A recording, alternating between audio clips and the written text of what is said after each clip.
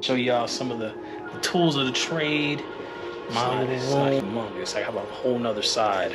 I'd set up in a lobby and people would just pass right by. Adequate. I felt like I didn't have such success in a spa setting, and transitioning, create innovation, stay in the same place. They become complacent. There's something in the future of therapy, and not just any relationship that's not defined. That will preach. But if you don't define your relationship, having a goal and know what's going on, y'all. Don Jackson with Advanced Sports Massage. I'm in my practice right now. I want to kind of show y'all some of the tools of the trade. My little room here. It's not humongous. I have a whole nother side. But some of the tools that I use.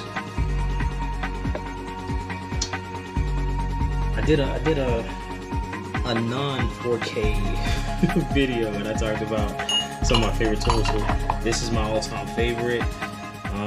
What's going on, everybody? Don Jackson with Advanced Sports Massage. It's been on my mind to go out and tell people thank you. Thank you for your support. Thank you for your help through the years. Thank you for being a friend, encouragement.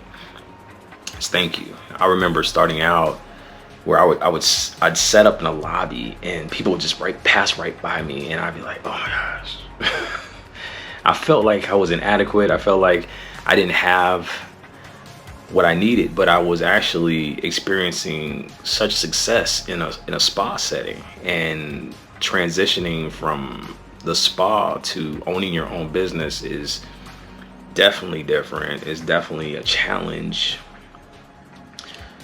But those are okay, because challenges create creativity, create innovation, create just a new system of thought, so challenges are good.